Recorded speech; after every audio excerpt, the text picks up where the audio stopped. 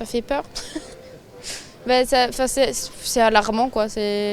On peut rien faire, enfin, on peut pas faire grand-chose pour les éteindre, personnellement, les éteindre ou empêcher qu'ils se propagent, etc. Et c'est juste, j'allais dire, on subit, mais tactiquement, c'est un petit peu notre faute, enfin, la faute de la partie. Là, c'est dramatique, pour moi c'est dramatique, hein. C'est pareil, c'est la nature qui part en fumée et puis tous les animaux, c'est catastrophique pour moi.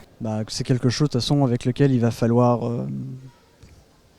j'ai envie de dire presque apprendre à vivre, parce qu'à chaque fois qu'on voit ça, on peut se sentir offusqué, qu'il n'y ait pas beaucoup d'actions de prise pour pallier à ce genre de problème. Et en même temps, à part s'offusquer, j'ai l'impression que c'est presque un sentiment d'impuissance qui devient après de la frustration, presque de l'énervement au bout d'un moment, quoi. Je pense qu'on pouvait s'y attendre déjà ça commence déjà depuis une dizaine d'années.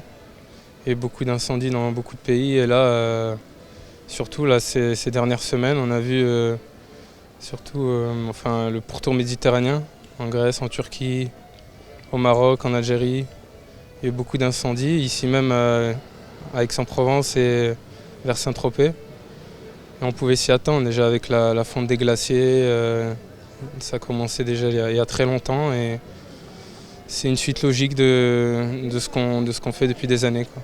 Le réchauffement climatique, j'imagine que c'est un lien avec les incendies du coup. Mais même aux États-Unis, toutes les tornades qu'ils ont, tout en fait, même le fait qu'en hiver maintenant on n'ait pas porté plus qu'une petite veste, alors qu'avant il neigeait et tout. Je pense qu'il y a forcément un lien. Il y a une déconnexion majeure entre l'environnement et l'homme, et ça me fait penser à ce que j'avais lu, ce qu'un chef amérindien avait dit. Les hommes se sont déconnectés de la nature et la nature n'est pas contente et les rappelle à l'ordre.